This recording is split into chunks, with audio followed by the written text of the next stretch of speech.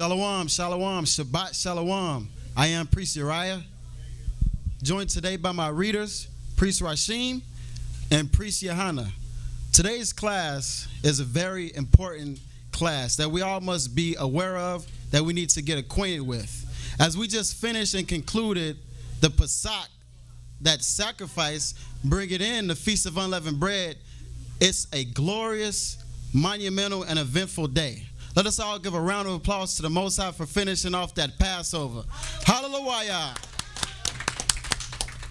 Not only did we just finish the Passover sacrifice, bringing in a Feast of Unleavened Bread, we just finished out the first month 10th day, the Day of Atonement, as well as the first month first day, about 15 days ago. Now we are in the Feast of Unleavened Bread, where we abstain from leaven, yeast, spiritually and physically, for the duration of this feast. We'll pick it up at Leviticus, Priest Johanna, Leviticus 23 and verse 3, as we go over some of the more important things within the scripture.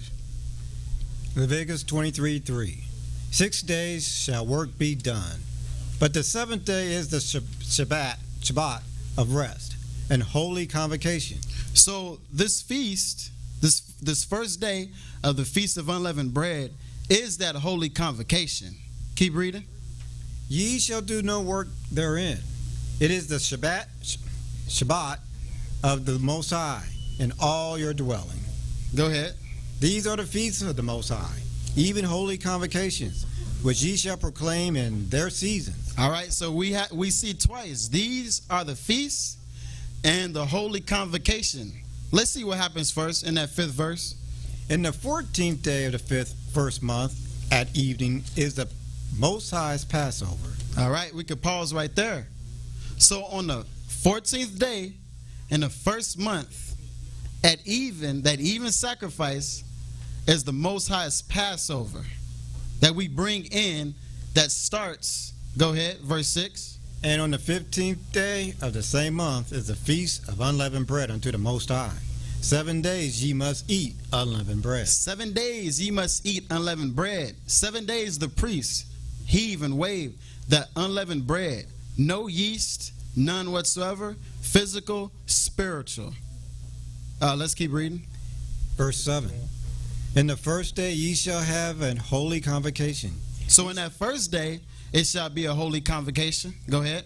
Ye shall do no servile work therein. No slave work, no working at the 9 to 5, no school work as it was brought out yesterday, but only dedicating all your time to the Most High Shabbat, this first day of the Feast of Unleavened Bread. Go ahead. But ye shall offer an offering made by fire unto the Most High 7 days. 7 days without ceasing. Keep reading. In the 7th day is an holy convocation. Ye shall do no servile work. Once again, no slave work on this Feast of Unleavened Bread, the first day. All right, we could drop that, and then we'll pick it up at Exodus 12 verse 1, Priest Rashim. And the Most High spake unto Moses and Aaron in the land of Egypt, saying, This month shall be unto you the beginning of months. All right, so just to rewind a little bit, this month shall be the beginning of months. This first month, first day, is what we're about to go into. Go ahead. It shall be the first month of the year to you. So after that equal parts day, equal parts night, that following day, we start that new year. The memorial blowing of the trumpets, first month, first day. Verse 3. Speak ye unto all the congregation of Israel, saying, In the 10th day of this month they shall take to them every man a lamb, according to the house of their fathers, a lamb for a house. And if the household be too little for the lamb, let him and his neighbor next unto his house take it according to the number of the souls. Read that one more time and read it slow. And if the household... start at the previous verse. Verse 3. Speak ye unto all the congregation of Israel, saying, In the 10th day of this month... So in the 10th day of that first month, we see that 10th day first month, we see that 7th month 10th day, or 10th day 7th month, we see a correlation here. What are we doing? Let's go. In the 10th day of this month, They shall take to them every man a lamb, according to the house of their fathers, a lamb for an house. Verse 4, and if the household be too little for the lamb, let him and his neighbor next unto his house take it according to the number of the souls. Every man according to his eating shall make your account for the lamb. All right, so we're looking at the congregation of Israel preparing themselves, afflicting themselves for a specific reason and purpose. Priest Johanna, if you can grab Leviticus chapter 23 and pick it up at the 24th verse. We're going to see a correlation here. If you're new to the house of wisdom, you may not know, but for those in the house of wisdom, we all should know this. Leviticus 23, verse 24. Speak unto the children of Israel, say, in the 7th month, in the 1st day of the month, shall ye have a Shabbat, a memorial of blowing of trumpets, and holy convocation. All right, so 6 months later, or 6 months before this past first month, first day, it was the 7th month, first day. Keep reading. Verse 25. Ye shall do no servile work therein, but ye shall offer an offering made by fire unto the Most High. And the Most High spake unto Moses, saying, also on the 10th day of this. Also on the 10th day of what month? 7th month. So on the winter side, we have the 10th day, 7th month, as Priest Rashim just read. In the summer side, we have the 10th day, 1st month. What are we to do on both sides, the summer and the winter? Go ahead.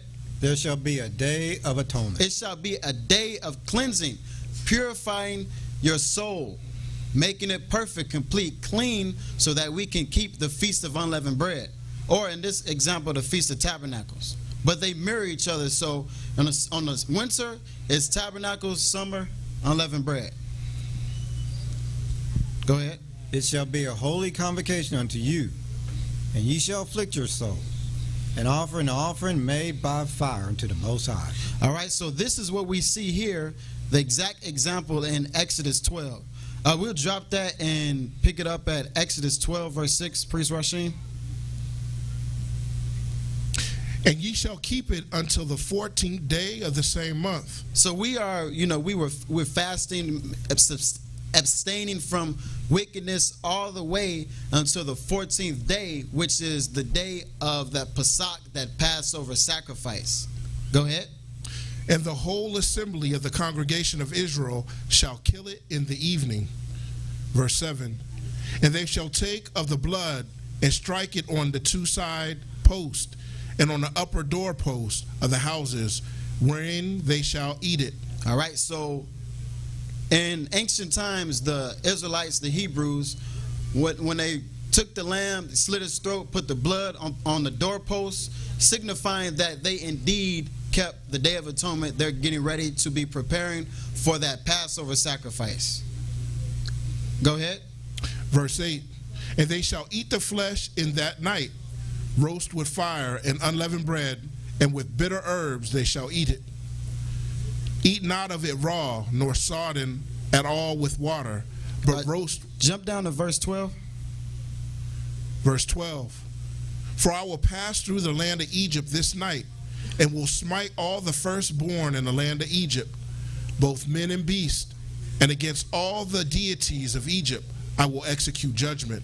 I am the Most High. So as we do this Passover, or should I say, as we did the Passover sacrifice, what shall happen in these times?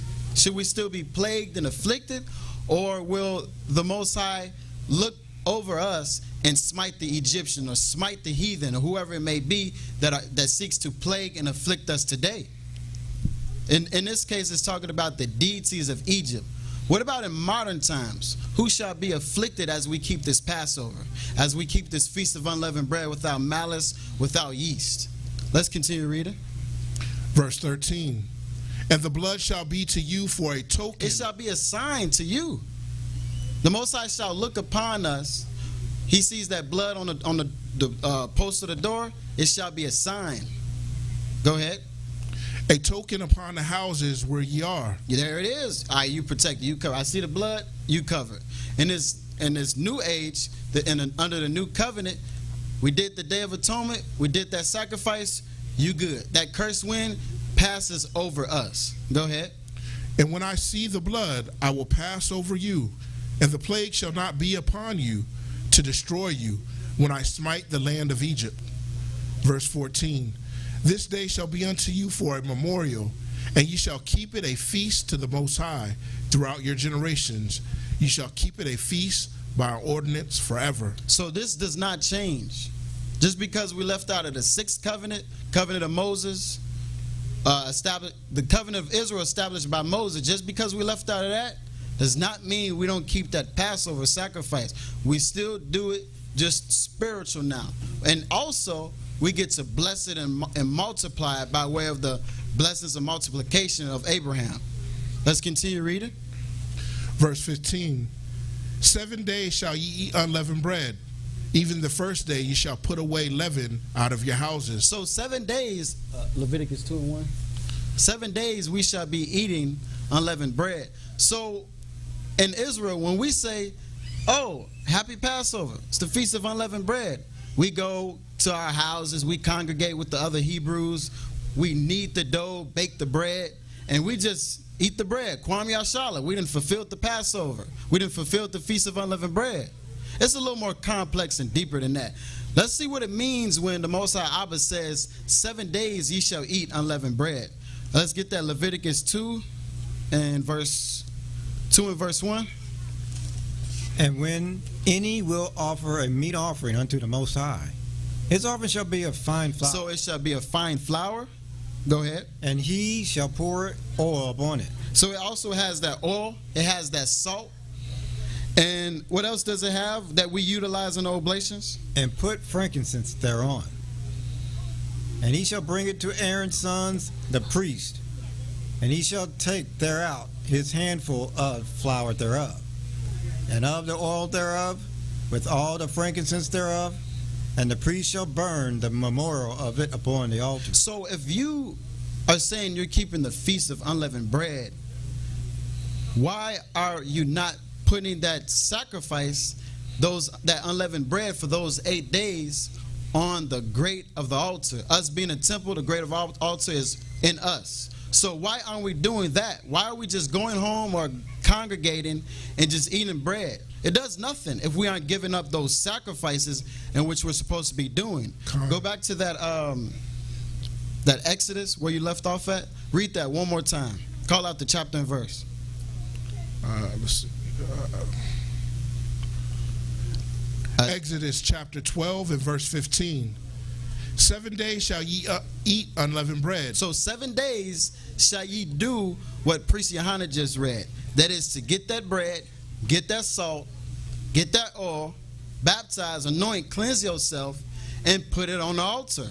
If you're not doing that, you are not keeping the Feast of Unleavened Bread. It's that simple. It's not mysterious. It's just straight cut and dry. You must give up those spiritual sacrifices by way of consecrated priests. Bishops cannot do it.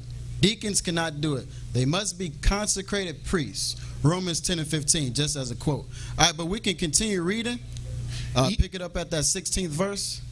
Verse 16.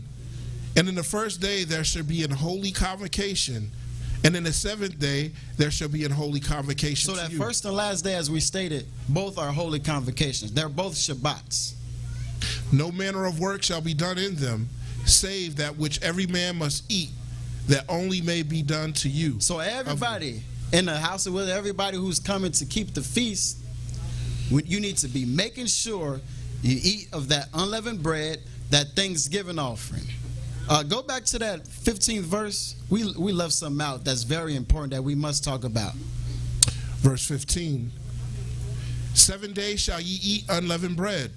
Even the first day ye shall put away leaven out of your houses. That first day, you got to put that leaven out, right?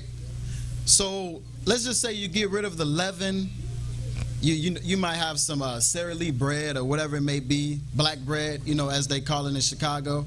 You have all these different types of breads and cakes and whatever it may be, ice creams. You get a bag, you throw it out in the garbage, but you ain't doing nothing else. What about your spirit? What leaven will you remove from your spirit? All right, we know in this covenant it's spiritual. All the battles we face in this covenant, they are spiritual. So if you're getting rid of that physical leaven, are you getting rid of that spiritual leaven as well? But we'll talk about that later. Let's continue reading. For whosoever eateth leavened bread. So if you messing around with that yeast, you playing around with that leaven, you eating it metaphorically speaking, what's going to happen to you? Continue reading. Until the seventh day, that soul shall be cut off from Israel. That soul shall be cut off from Israel. You will not reap the benefits, rewards, and blessings on that last day. But we can go ahead and continue on and pick it up at the 17th verse. Verse 17. And ye shall observe the feast of unleavened bread. For in this selfsame day have I brought your armies out of the land of Egypt. Therefore shall ye observe this day in your generations by an ordinance forever. So sin was stayed; it cannot come upon us. It passed over us because we gave up that Passover sacrifice. We could finish that 18th verse and then go over to Exodus 14 and verse 1. Verse 18. In the first month, on the 14th day of the month, at even, ye shall eat unleavened bread until the 21st day of the month at even. So once again, the Most High was not messing around. He made sure that this was extremely clear. He said it multiple times. From that 14th day all the way to the 21st day, right? You must eat that unleavened bread. The priest shall heave and wave the meat offerings so that we can receive a bountiful blessing. All right, we can drop that and pick it up at Exodus 14, verse 1. Priest Rashim. And the Most High spake unto Moses, saying, Speak unto the children of Israel, that they turn and encamp before Fiharoth, between Migdol and the sea, over against Baal-Zephon. Before it shall ye encamp by the sea. For Pharaoh will say of the children of Israel. All right, so let's pause right there. So just to give some context, we just did the Passover. We just did Day of Atonement. The new month just passed. So Israel, we're on a roll. All right. So then we come into, deeper into the promised land, or should I say coming closer to the promised land, and we are now stuck. We're in a little situation. All right, Pharaoh sees us.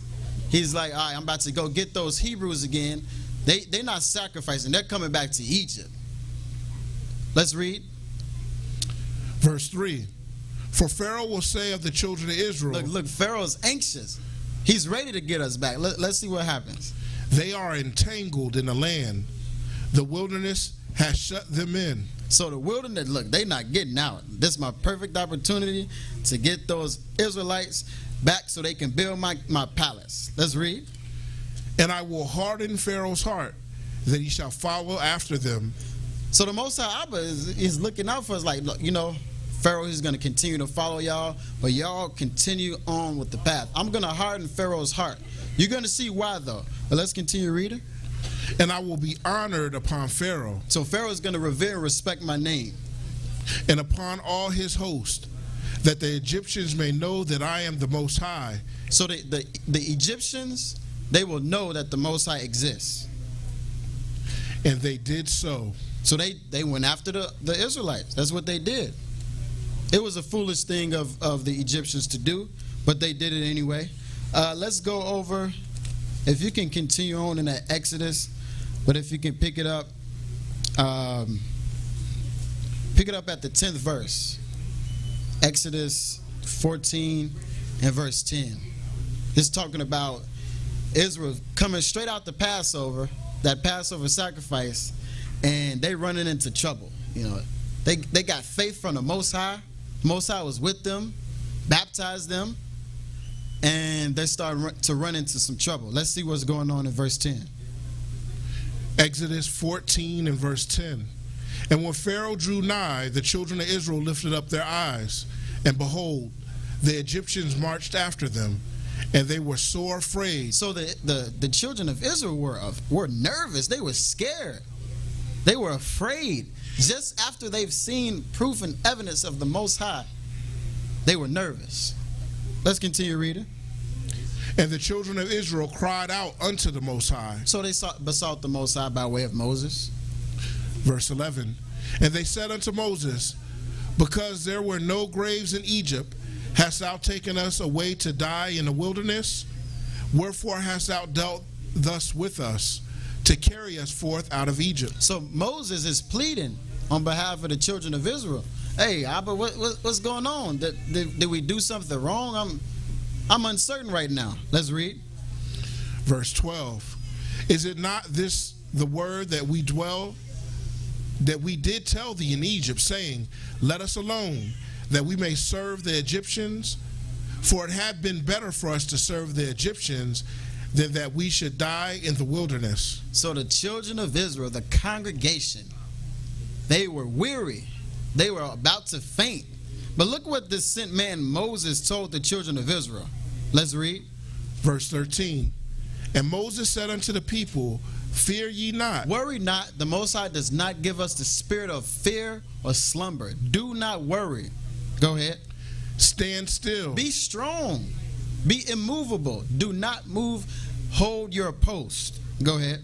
And see the salvation of the Most High. The Most High's salvation shall come to you, which he will show you to you today. For the Egyptians whom ye have seen today, ye shall see them again no more forever. All right, go ahead, read that next verse, and then we can drop that. Verse 14. The Most High shall fight for you, and ye shall hold your peace. All right, so hold your tongue, silence thy tongue. If you don't got no understanding, silence your tongue. Let the Most High fight for you. Hold your peace. Be still, stand strong in this feast of unleavened bread. Hold your peace. Let's drop that and pick it up at Exodus 16, and we'll pick it up at the first verse. So just for context, in the next chapter, the so-called Red Sea was parted. The children of Israel walked on dry land.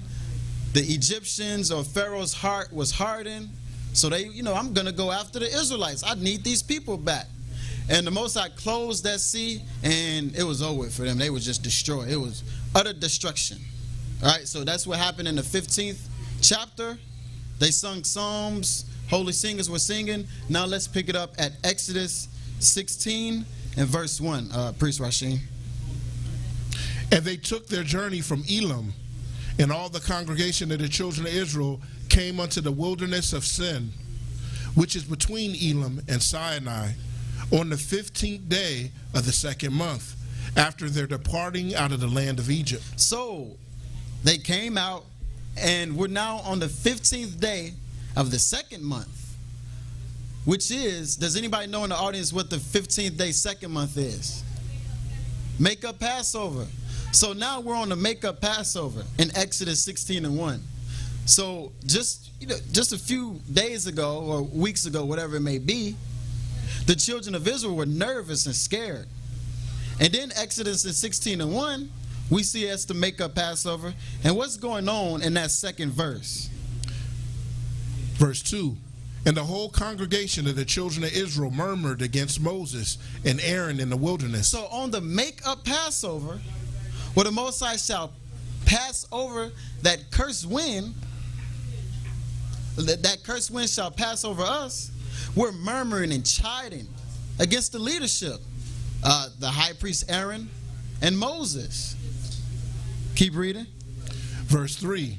And the children of Israel said unto them, would to Abba we had died by the hand of the Most High in the land of Egypt. So they're getting real bold. They're not silencing their tongue. They're not holding back. They're not keeping their peace. They're not allowing the Most High to fight for them. They're speaking off their own volition of what they want to do. Let's read. When we sat by the flesh pots, and when we did eat bread to the full, for ye have brought us forth into the wilderness to kill this whole assembly with hunger. So the Israelites was like, man, I got these leeks, these cucumbers, these melons. Our flesh pots was full. Everything was good. I had all this food. I had all this possession in Egypt. I was a slave, though. I definitely was a slave. But I had everything. I had to answer to Pharaoh. I had to bow down to him. But at least I had a good meal. At least I had a nice car. Sound like us today. We don't want to leave America. We want to stay here. The Most High says, coming back to the city of Adam. We're going to say, no, I'm going to stay here in America. The same thing going on in Exodus 16 on the makeup Passover, which makes it even worse. Let's continue. Matter of fact, continue. Read that. Priest Johanna, grab that Proverbs 9 and pick it up at verse 1 when you get there. All right, but continue reading, Priest Rashim. All right. Let's see. At that, you can read that third verse again. Matter of fact, just drop that. Proverbs 9, verse 1. Wisdom had built her house. She had hewed out her 7 pillars. So this is what, and when we were looking at Exodus 14, when they were murmuring and chiding against the leadership, chiding against Moses, the Most High Abba, chiding against Aaron, this is what the Israelites lacked. They lacked the 7 pillars: knowledge, understanding, discretion, equity, justice, judgment, and wisdom. They forgot about that. They literally just saw the miracles and wonders of the Most High, and then just a few days later, they just threw everything out that they had. They had hope. The hope was to leave Egypt so they could sacrifice to the Most High. They received that faith, and all they had to do was remain faithful. Faith without works is dead. That's why they died. That's exactly why they separated from the Most High. But they didn't keep the 7 pillars of wisdom, something that we need to do today. When we're in this Feast of Unleavened Bread, if you're having an issue, utilize those 7 pillars of wisdom. A soft answer turns away wrath. Whatever you need to do, do not let that yeast come in. Because on this Feast of Unleavened Bread, we're here to continue to stamp it out. And you do not want to get cut off from the congregation, because on that last day, the Most High willing, will render a blessing. But we're going to drop that Proverbs 9 and 1 and pick it up at Proverbs 10, verse 11. The mouth of a righteous man is a well of life. Here's a trait in this Feast of Unleavened Bread. Be that righteous man. When you speak words of righteousness. Season your words with salt. The mouth of a righteous man is a what? Well of life. A well of life, right? That's heavy. Let's keep reading. But violence covered the mouth of the wicked. But violence, that yeast, that sin. Oh, I don't really like him. He just does too much. I don't really like how he does his oblation.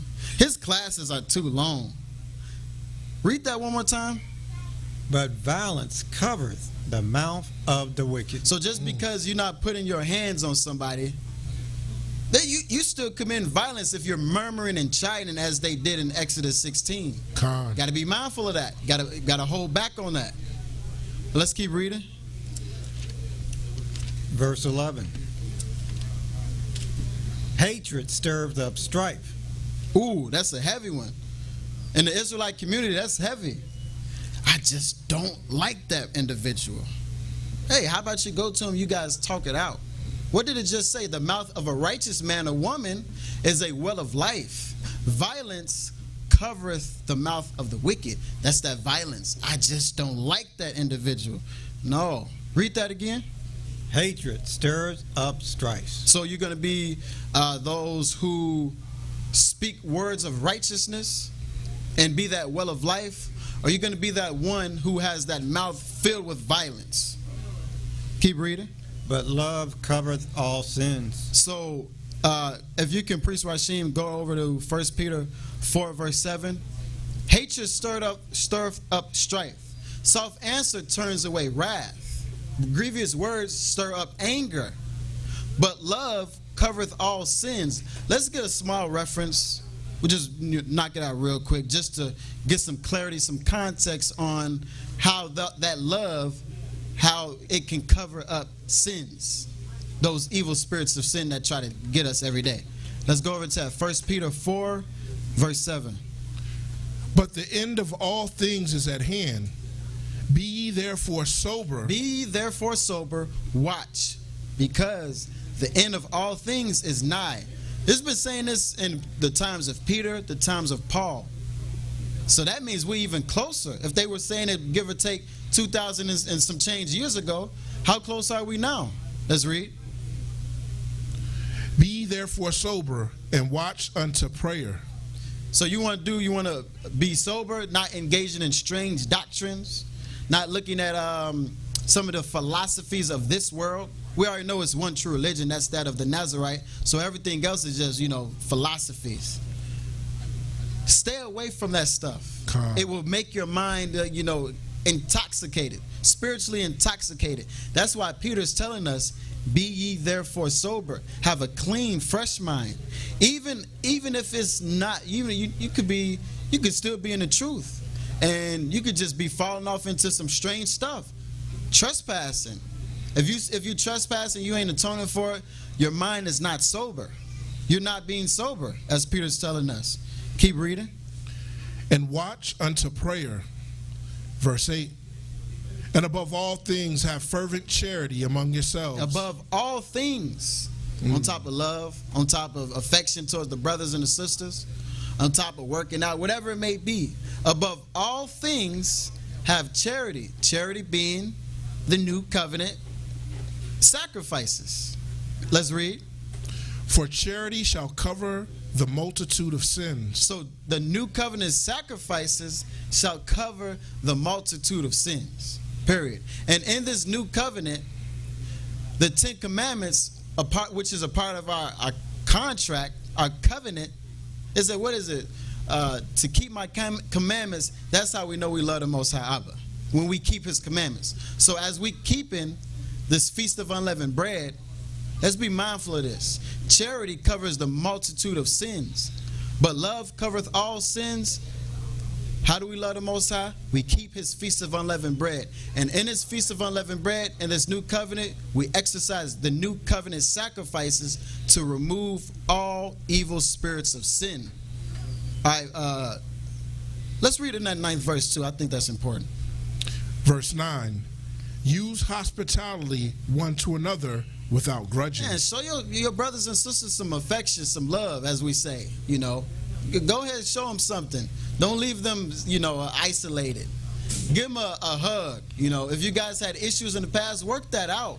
Because on this Feast of Unleavened Bread, we want to remove, once again, that yeast, that leaven, that sin.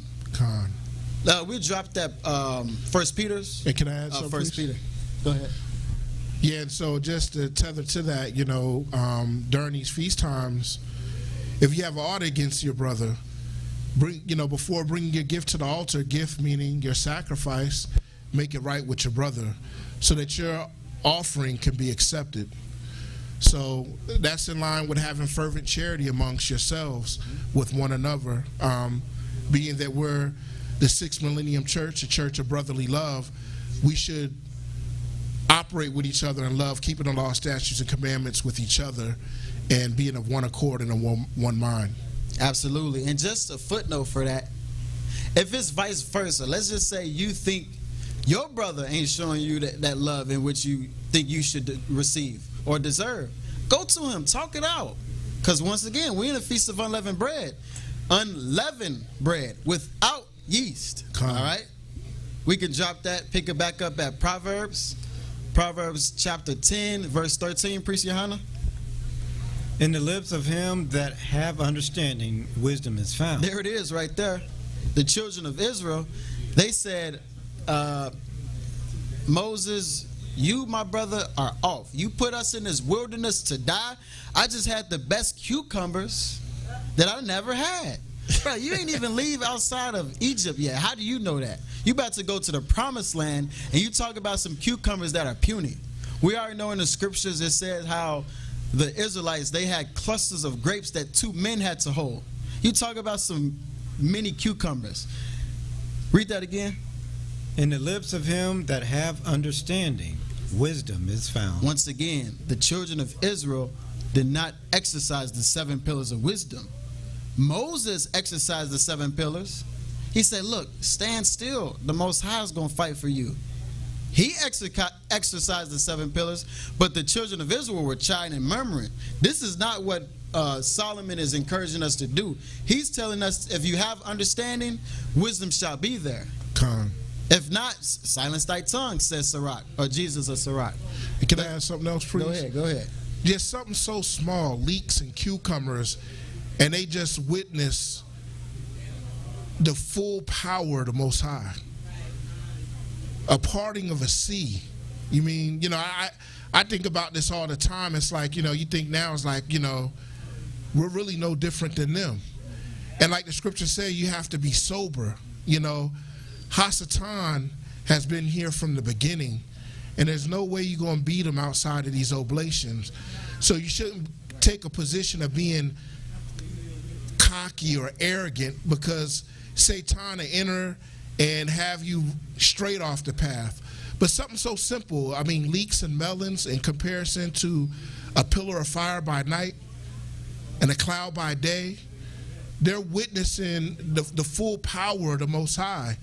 And they're sitting here chiding and complaining. And so it always reminds me just, you got to be sober. Like you said, you got to be slow to speak, quick to listen.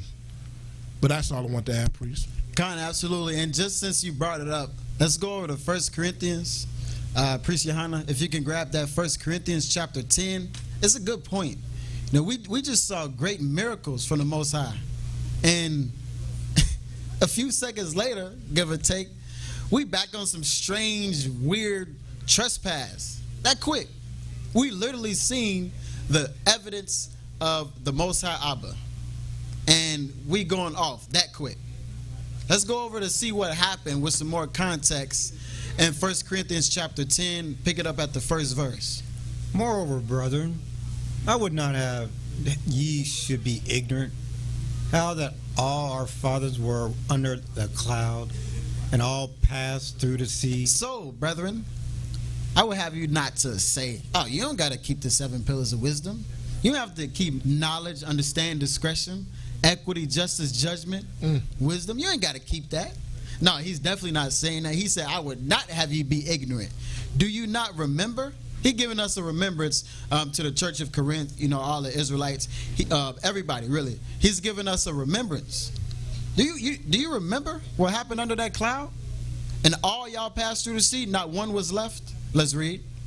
And were all baptized unto Moses in the cloud and in the sea. So you guys were dedicated, prepared to be dedicated so that you can keep that Passover sacrifice, so that cursed wind can pass over y'all. And what happened? It happened, and the Egyptians, they were getting plagued left and right. And, they had scabs, the children dying, their water was all corrupt, it was filthy. Let's read. And did all eat the same spiritual meat. So they also ate that spiritual sacrifice, and they still were not satisfied. Go ahead. And did all drink the same spiritual drink. And they had that drink offering that the Most High provided them in the middle of nowhere. They didn't bring nothing with them. Go ahead. For they drank of that spiritual rock that followed them. So they got it by way of that rock. Who was that rock? And that rock was Yahweh, the Messiah, the Prince. The Messiah, the Prince, was with them. The angelic federation was with the Israelites in the times of old, and they still chided and murmured. So are we going to be just like them, or are we going to improve and be better and more efficient in worshiping and pleasing the Most High? Let's read that last verse, and we'll drop it there.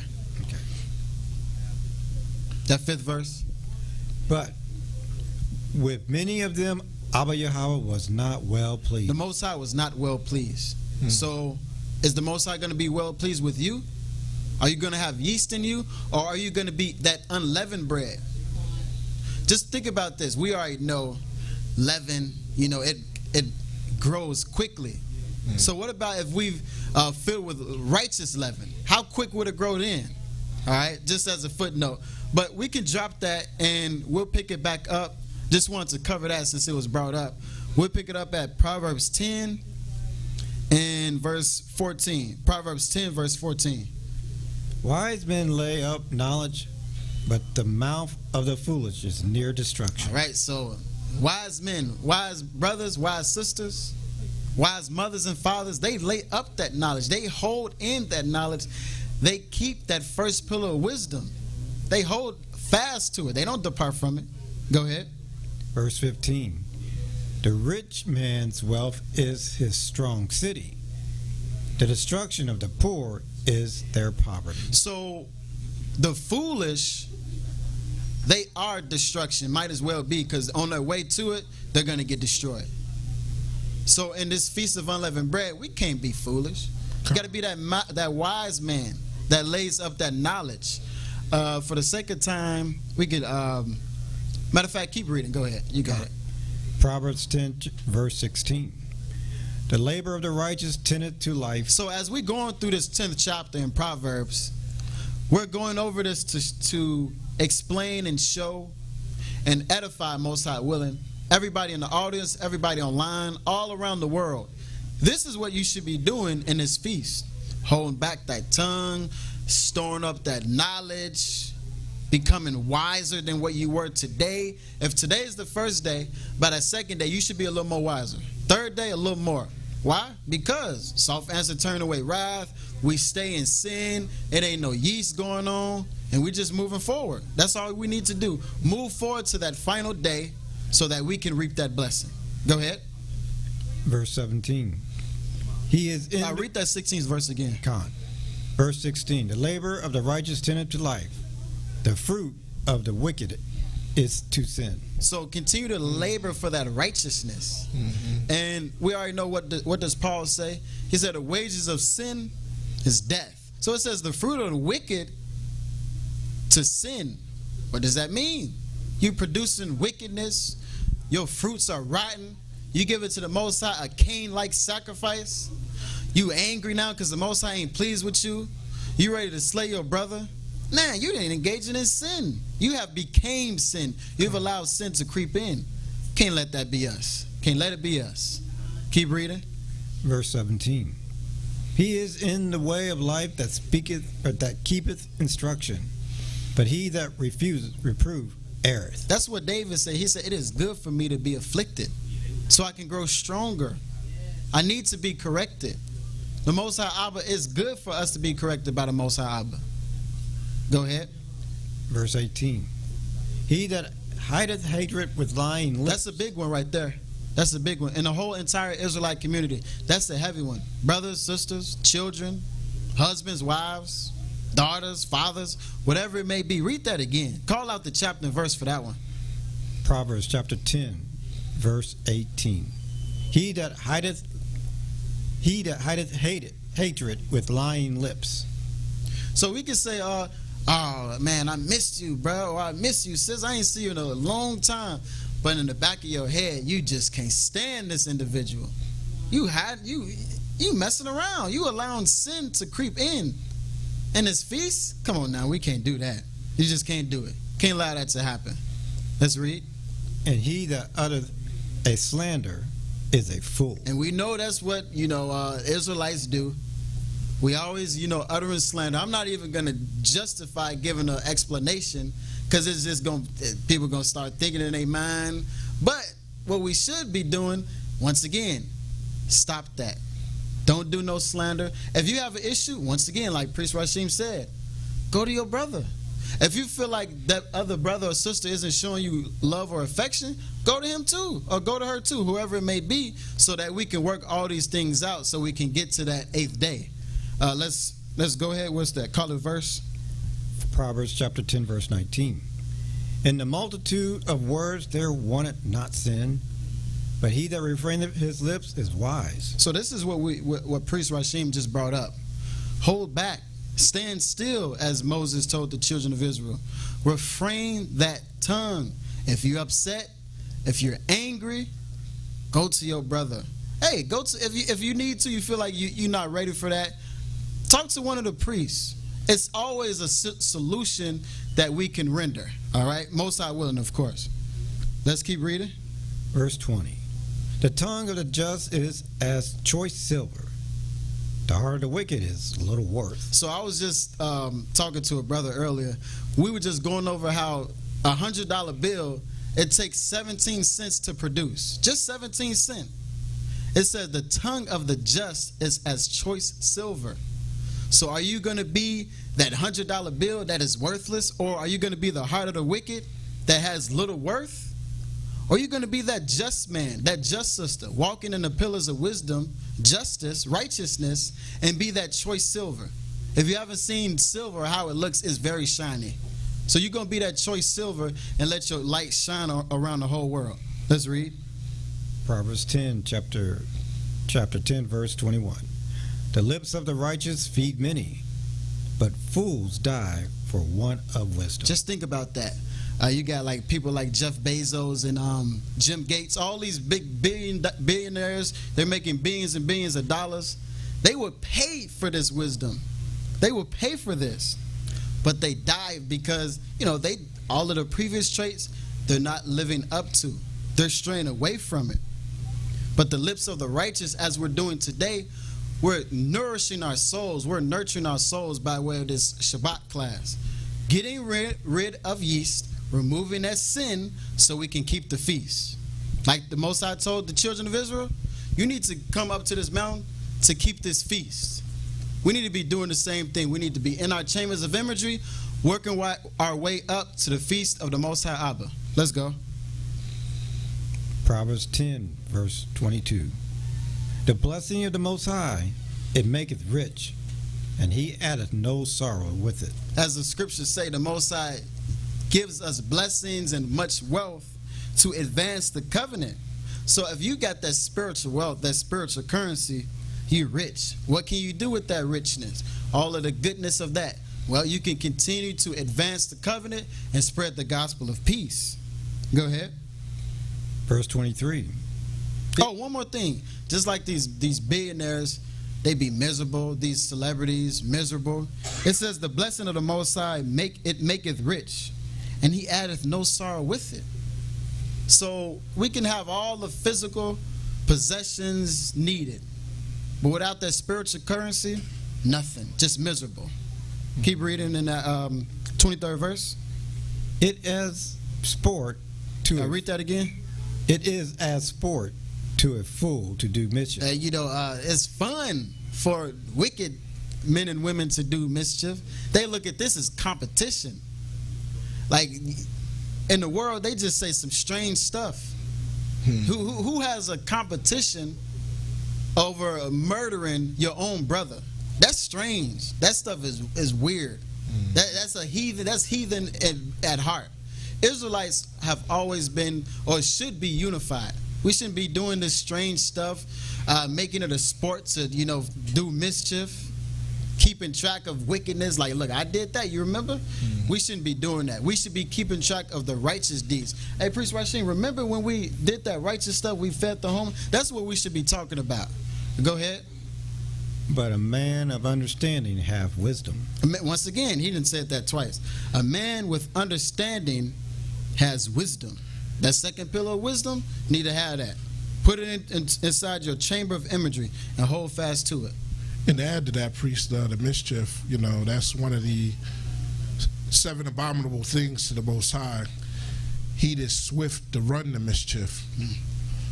Like you said, it just shows the heart of that individual to devise evil and have wicked imaginations to do this type of stuff is, you have sin in you. Khan, just like Priest Yardan went over yesterday, Josiah's feast was glorious. The best one. Can we have the best feast too? Are we going to put the work in and make sure that we stray away from sin so the Most High can be pleased with us? It's just like in the 7th month, Feast of Tabernacles with Solomon. Oh, he offered up so many sacrifices. You couldn't even see. They had to leave out to continue fulfilling that holy event. We can continue reading, though. Pick it up. Call that verse. Proverbs chapter 10, verse 24. The fear of the wicked, it shall come upon him, but the desire of the righteous shall be granted. So we spoke enough on the wicked. Let's look at some of these traits of the righteous, right? Let's look at some of these traits. Continue reading. Verse 25. As the whirlwind passeth, so is the wicked no more. So that's like, it might be a tornado. The tornado might cause destruction for about like 2 minutes straight, however many minutes straight. Let's just say it was a day straight. What about the rest of the 363 days? You don't see no tornado then. So just as the whirlwind or just as a tornado, so shall the wicked just be gone. So you got a little wickedness in you in the feast. You see a little yeast in you. Look, whatever you need to do, you need to go to the priest. Whatever you need to do, make sure it gets taken away. Why? Let's read.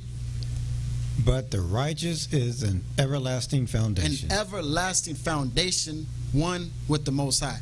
Cleaving to the Most High with that everlasting foundation, because He is righteousness. Let's go. Proverbs 10, verse 26. Oh, this is a big one too. As vinegar to the teeth, and as smoke to the eyes, so is the sluggard of them that send him. All right, so in this feast, can't be sluggards, can't be lazy, moving slow. You better make it to the feast. If you have the means to make it to this feast, better make it. Be here early, be here on time. Every single day, you need to be giving up these oblations by way of the priesthood. If you've been complaining and nagging, oh, the Most High, I can't do it. Oh, it's too much. This is your time right now. This is your time to shine. Do not be like that sluggard. You need to be like that ant. That ant does not stop moving. It does not stop moving. I saw the movie, something with the ants, I don't know. But they had a whole bunch of grain that's stored up. We moving slow. We can't even get our blessings. We lazy. Oh, I overslept. Oh, I'm tired. I hear some of the sisters say, oh, my feet hurt. Good. That's how you know you're putting the work in. Brothers get done doing oblations, they go straight to sleep. That's how you know they putting that work in. That's what we need to be doing. If you're not a priest or if you're not working back in, whatever it is, find something to put the work in so you keep your mind off idleness. Let's read in that 27th verse. Proverbs chapter 10, verse 27. The fear of the Most High prolongeth days. So by way of the sacrifices, you have the fear of the Most High in you. Your days, your years shall be extended. Just like I think his name was H.O.W. His days was extended 10 years. He lived 130 years in the time of the kings. We get that if we have time, Most High willing. But let's continue reading. But the years of the wicked shall be shortened. Right, like we just said, as that tornado, it might last a day. But what about the rest of the years? Mm-hmm. That's what happens. The wicked, their time is short. We know it got this science out now where they could extend their years. But that's physical. What about in the spiritual? They won't make it if they doing that wicked stuff. Just can't do that. Let's read. Proverbs chapter 10, verse 28. The hope of the righteous shall be gladness, but the expectations of the wicked shall perish. Verse 29. The way of the Most High is strength to the upright, but destruction shall be to the workers of iniquity. All right, like we talked about earlier, the children of Israel were murmuring, chiding, gossiping. They were doing all type of stuff. But Moses, he had hope of righteousness. He had hope that, everything would work out and they would be free from the captivity, that strong bondage of the Egyptian. Mm-hmm. But what happened with Moses? What happened with Pharaoh? The expectations of the wicked perished. He perished in that sea. Did not last. But the saints did. Those who got consecrated did. Moses did. Aaron. They sung songs right after the ocean, or should I say right after the sea collapsed on the Egyptians. Go ahead. Read that 29th verse again. Proverbs 10:29. The way of the Most High is strength to the upright. So Moses received that strength, right? By way of the Most High Abba. Go ahead. But destruction shall be to the workers of iniquity. Once again, Pharaoh was doing wickedness. He was a work of iniquity. He received destruction. If you don't know nobody who received that destruction, go read the history on Pharaoh, how he was perished in the Red Sea. Go read that, Exodus 6 to Exodus 15. Check that out. You'll see how literally the expectation of the wicked perished and the workers of iniquity received of that destruction. Go check that out. Most High willing. All right, let's continue on. Proverbs 10, verse 30. The righteous shall never be removed. Right there. The Most High, like it said earlier, shall be our everlasting foundation. The righteous shall not be moved. What happens with the wicked? But the wicked shall not inhabit the earth. All right, so after we continue to fulfill, Most High willing, the course of David, our children, however long it is, we shall inherit the earth.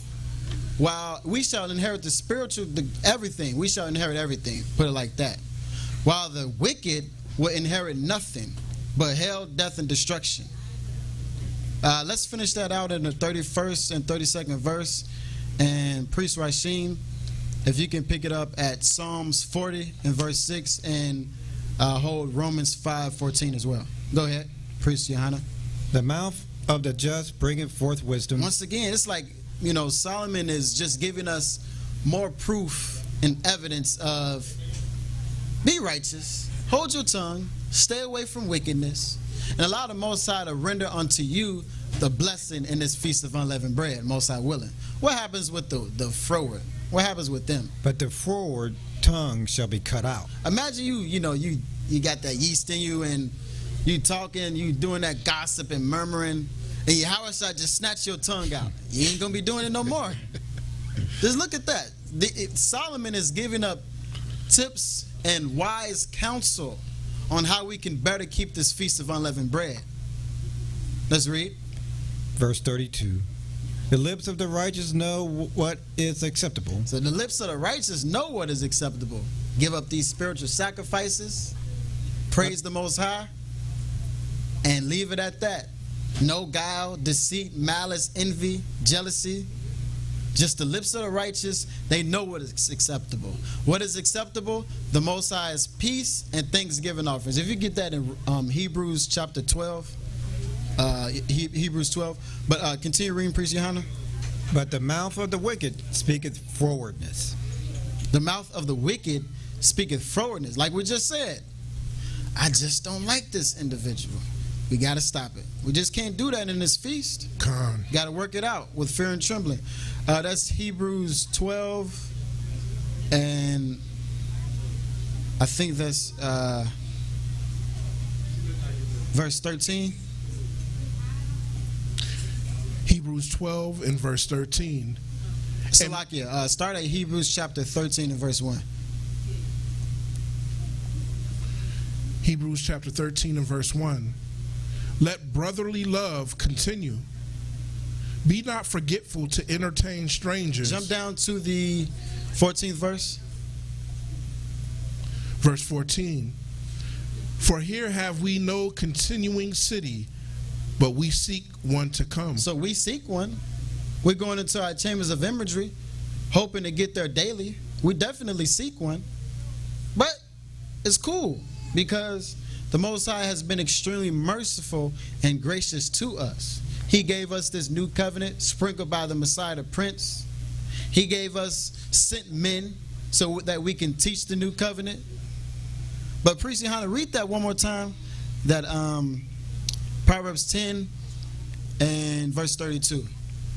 The lips of the righteous know what is acceptable, but the mouth of the wicked speaketh frowardness. Priest Rashim, read that Hebrews 13 verse 16. Let's see what's acceptable to the Most High Abba. But to do good and to communicate, forget not. For with such sacrifices, Abba is well pleased. This is what is pleasing to the Most High.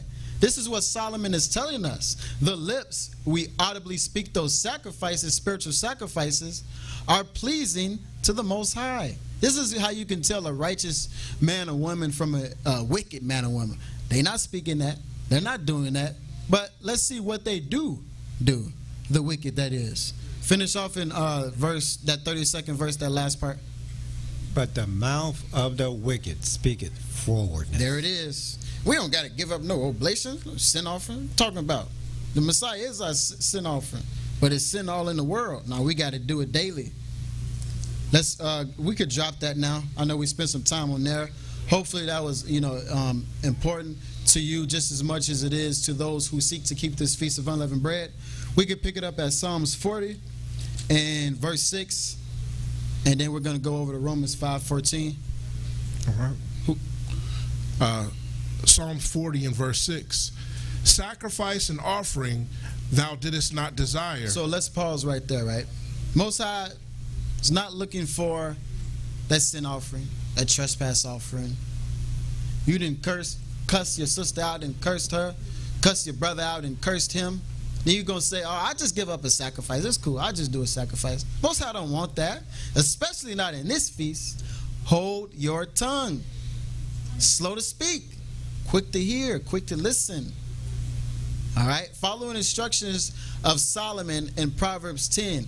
If you feel like if you have an issue with anybody, go look at Proverbs chapter 10. Go look at Exodus 14 and 15 and see what happened with Pharaoh. Can't let that happen to us. We need to receive of these blessings on the 8th day. Let's continue reading that. And I want to add too, priest, like, and I think it's in Matthew where it says agree with thine adversary quickly, meaning resolve whatever it is. It's not worth, there's no substitute for your salvation. Nothing it means that much for you, like Johanna was mentioning, to forego any gift that the Abba has for you. So to resolve those matters quickly. What verse was that, priest? That's the reread 6th verse of Psalms 40 and 6. 40 and 6. Let me get back there. Sacrifice and offering thou didst not desire. Mine ears hast thou opened. Burnt offering and sin offering hast thou not required. So we're not saying, or should I say, David is not saying you don't give up oblations. You don't render those peace and thanksgiving. You don't remove trespass and sin. He's not saying that, because if he was, we would all be lazy sluggards, not rendering the blessings, not just doing nothing, just lazy. He's not saying that. But he's saying, let's go over to Romans 5 and let's see what's going on in Romans 5. We're going to get more clarity as to if sacrifices, trespass, and sin offerings were here. Romans 5 verse 14, Priest Johanna, hold Leviticus 6 and verse 6. Nevertheless, death reigned from Adam to Moses. So nevertheless, death or sin, Satan, reigned from Adam, first covenant bearer, to Moses, the sixth covenant bearer. That's a long period. Sin was running rampant, having a good time. Keep reading. Even over them that had not sinned after the similitude of Adam's transgression. So even all those, everybody, was subject to it. Who is the figure of him that was to come. So the sin offerings, the trespass offerings, came in the times of Moses. Yeah, the Most High was merciful unto us. He removed 90% of it in the times of Moses. Yeah, the Most High, looked upon us when we needed it. But there wasn't a time until the times of Moses that the sin offerings and trespass offerings were here. Let's get that in Leviticus 6 and verse 6, and we'll jump through this chapter. But start at the 6th verse. And he shall bring his trespass offering unto the Most High. There it is right there. That trespass offering. Moses. He said that. Trespass offering. The Most High allowed Moses to get the trespass offerings so that we can be clean, especially during the feast. Let's read. A ram without blemish out of the flock. So it had to be without blemish, without spot, as the Messiah, the Prince, was. Continue reading. With thy estimation, for a trespass offering unto the priest. Once again, a trespass offering. That trespass offering. Let's read. And the priest shall make an atonement for him before the Most High. You shall atone by way of that trespass offering, by way of the priest heaving a wave, laying hands on you. In ancient times, in the times of Moses, they snapped the clean animal's neck, and laid hands on that. But in this 7th covenant, we lay hands on the congregation to remove that trespass and sin. And it shall be forgiven him for anything of all that he had done in trespassing therein.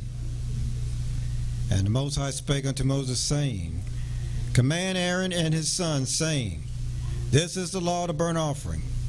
This is the law or the sacrifices of the burnt offerings, right? Why is it a burnt offering? Matter of fact, you could drop that. Jump down to pick it up in the 29th verse. 25th verse, Salaki, 25th verse. Leviticus 6, verse 25. Talking about, well, we'll see what it talks about. But it's very similar to the trespass offering. And before Adam, Noah, Abraham, Isaac, Jacob, they didn't have this. So this was something that was beneficial to the children of Israel. But we decide to say, you know, I'm tired of doing trespass offerings. I don't need to do that no more. The Messiah, he's just my life and salvation. I don't got to put no work in. I could just say, Yahweh B'Hashem, Yahweh Shai, and then I'm saved. Nah, we got to put the work in. Let's go to that 25th verse. Speak unto Aaron and to his sons. Check. Verse 26. The priest that offereth for sin shall eat. You can start at the 25th verse. Con. Speak unto Aaron and to his sons, saying, this is the law of the sin offering. There it is, another one. The sin offering. It's clear cut in the 6th chapter. Death reigned, or sin reigned. Can you grab Romans 6? Sin reigned from Adam to Moses. When the 6th covenant came, sin offerings were here, trespass offerings were here, as we see clearly in this verse. Read that 25th and 26th verse and then jump to the 7th chapter. Con. Speak unto Aaron and to his sons, saying, this is the law of the sin offering. In the place where the burnt offering is killed, shall the sin offering be killed before the Most High. Right, so we see the law of the sin offering, and we see the law of the trespass offering. Now let's go over to Leviticus 7 and pick it up at the 1st verse. And we're going to grab Romans 6:23, because we mentioned death reigned from Adam to Moses, but we kind of left something out. Let's read that 23rd verse. Romans chapter 6 and verse 23. For the wages of sin is death. Sin is death. Death is sin. The adversary is sin. The wages of sin, the wages of wickedness, the wages of the adversary. When you trespass, you don't atone for it. The adversary gives you a buck of death, a buck of sin, which is death. All right, so, but now we can drop that. Go back over to that Leviticus 7 and verse 1. Likewise is the law of the trespass offering. It is most holy. In the place where they kill the burnt offering shall the... All right, so that you could drop right there. But likewise, the trespass offering, so is the sin offering. They're the same thing. So death reigned from Adam to Moses, but when Moses came, we received the trespass offering and the sin offering. All right, we can drop that and we can pick it back up at Psalms 40 and pick it up at the 7th verse. Priest Rashim and Priest Johanna, if you can hold Revelations 20. But we'll go to Psalms 40 first. 40 verse 7. Then said I, lo, I come, in the volume of the book is written of me. Pay attention to what David is saying. I don't want to give up no trespass and sin offerings. You know, the Most High doesn't desire that. I give them up because I have trespass and sin in me, but I seek the spiritual realm. I seek to go where the Most High is to give his peace and thanksgiving offerings. Continue reading. Verse 8. I delight to do thy will, O I delight to please you, Most High, giving your peace and thanksgiving offerings. I want to do your will. That's the only thing that matters. The will of the Most High. Go ahead. O my Abba, yea, thy law is within my heart. Yea, the Most High's sacrifices are in my heart. Go back to that Leviticus 7, verse 37. We're going to see some of the different sacrifices that we uphold daily. Leviticus 7, verse 37. This is the law of the burnt offering. So the burnt offering, right? Go ahead. Of the meat offering. The meat offerings that we render daily, heave and wave, that peace offering. Continue reading. And of the sin offering. And the sin offering. And of the trespass offering. Trespass offering too. And of the consecrations. Of the consecration. You got to bring the saints into the covenant. Just can't go dip in some water and say, oh, I'm in the covenant. No, it don't work like that. It's a consecration offering. Continue reading. And of the sacrifice of the peace offering. That's the big one. Yea, I delight to do thy will. Thy peace offerings are in my heart. What else did he say, though? David is saying this about himself. But did he just stop there? Let's read in that 9th verse. That's Psalms 40, verse 9. Oh, okay. Let's see. Let me get back there. Talking about what else David is doing, rendering those peace offerings, but he took it a step further. I have preached righteousness in the great congregation. There it is right there. Remember what Solomon was saying. The lips of the righteous feed many, us priests. What are we to do? Supposed to feed many. Supposed to preach righteousness amidst this great congregation. Like Solomon told the Most High, he said, how am I supposed to lead such a great nation? Seek that 7 pillars of wisdom. You'll be able to do it, Most High willing. Let's continue reading. Lo, I have not refrained my lips. I didn't hold back. I spoke boldly. I taught the children of Israel how to give up oblations, those thanksgiving offerings, how to remove trespass and sin. What else? O Most High, thou knowest. So we have brothers saying, oh, you don't give sacrifice. You brothers at the house of wisdom, I don't know. Y'all brothers is off. Most High know, though.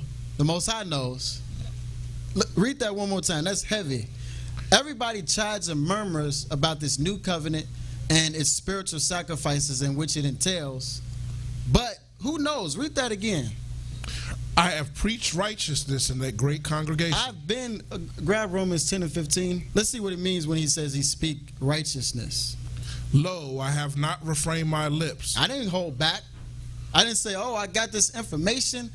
You know, I'm only going to tell Priest Rashid. I'm only going to tell Priest Yohanan. No, he didn't do that. He taught the children of Israel.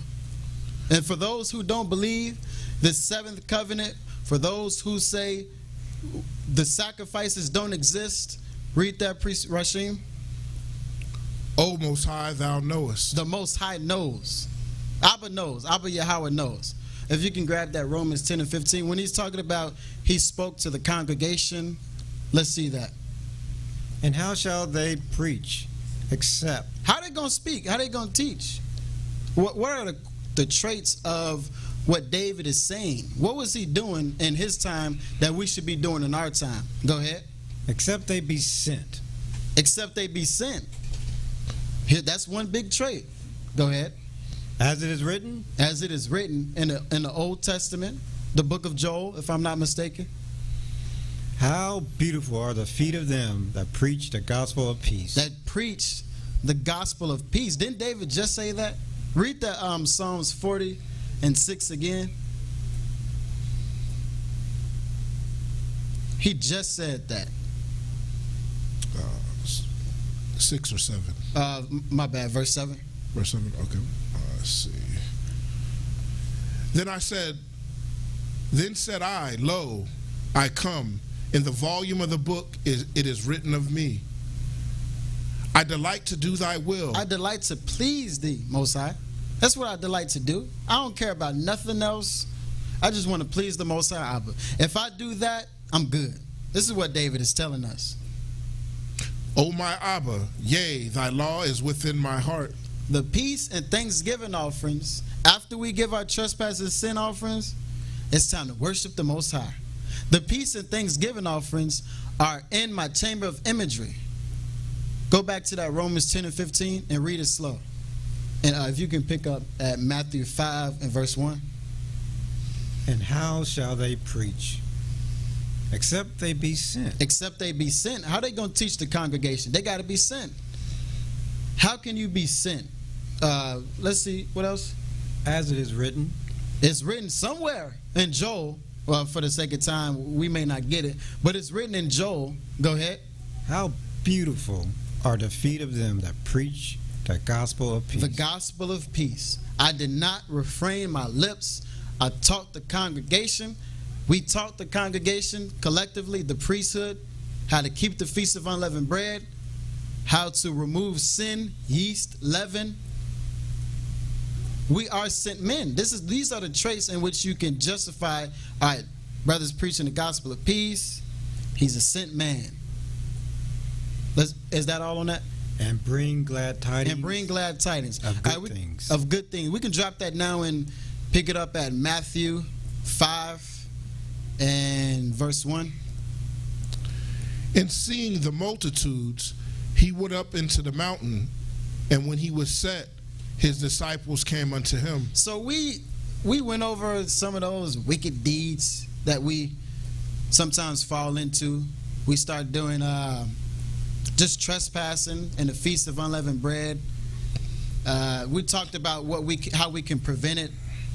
Let's talk about some of the good qualities of this feast and how we could uphold this feast.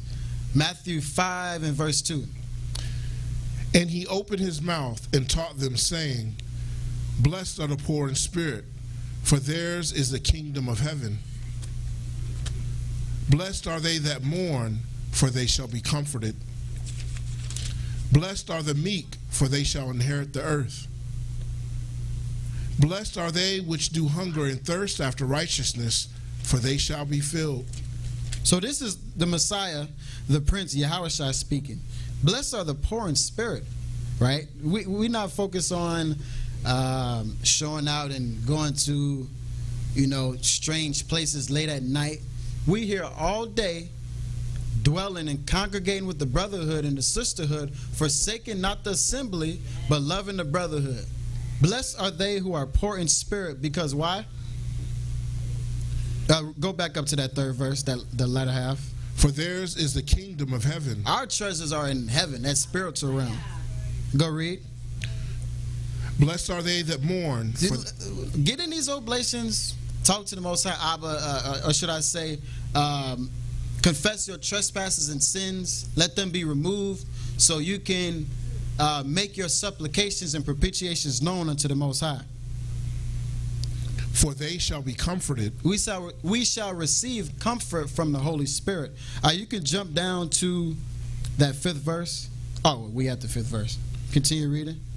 Blessed are the meek, for they shall inherit the earth. Blessed are the meek, those who keep this feast, those who don't say, oh, that Israelite stuff, I don't really get into that.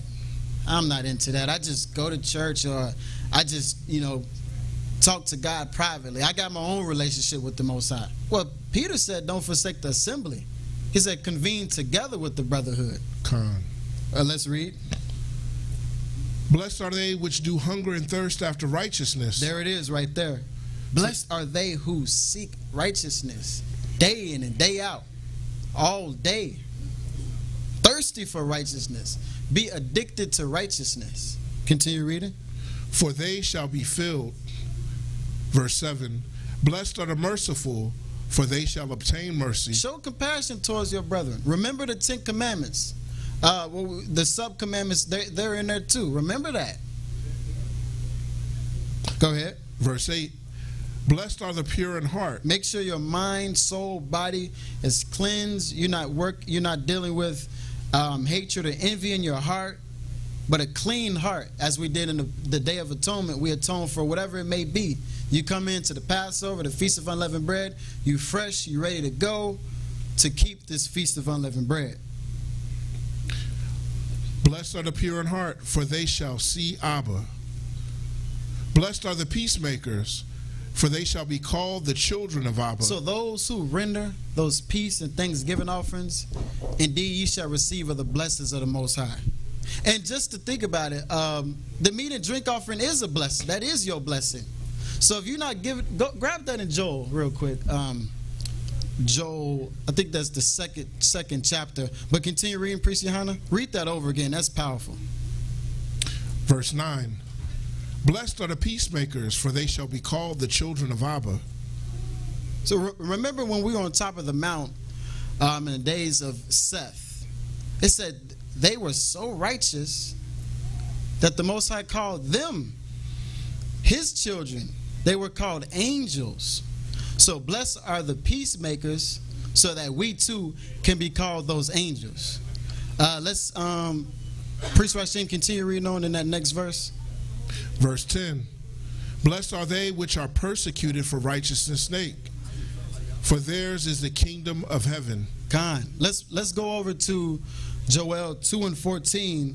As we were reading in Matthew, it said, blessed are the peacemakers, for they shall be called the children of Abba. We see that the children of Seth, as they sung doxologies and they were giving those peace offerings and they didn't leave the mount, they weren't looking to do strange stuff. They were called the children of the Most High Abba. Let's read that. Let's see what a blessing is in that book of Joel, 2nd chapter, 14th verse. As we read from the 3rd all the way down where the Messiah said, bless this, bless that. How can we get that blessing? Go ahead. Who knoweth if he will return and repent? Who knows? Let's see. And leaving a blessing behind. Shall he leave a blessing behind? Shall we be rewarded for our good works? Go ahead. Even a meat offering and a drink offering unto the Most High your Abba Yahweh. So that meat and drink is your blessing. Without that meat and drink offering, you'll be a little short. You got to render that meat and drink by way of the royal priesthood. But we can drop that, picking it back up where we left off. Matthew 5 and verse 10.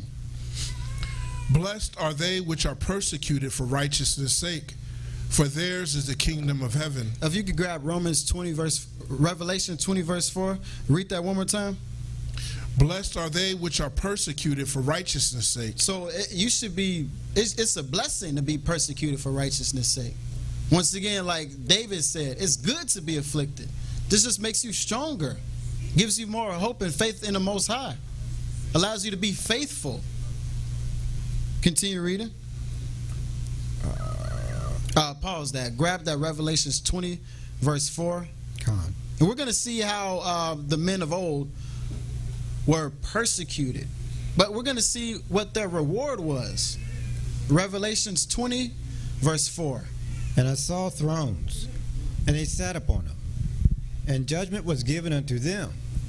And I saw the souls of them that were beheaded for the witnesses of Yahweh. So all the apostles in the times of the Roman campaign, that gruesome captivity we were under, the new covenant came. We were speaking the gospel of peace, the good news that brings glad tidings.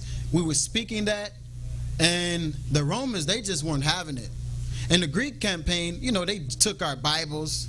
The Messiah came back on the scene. We were strengthened and more impactful. We got that power back.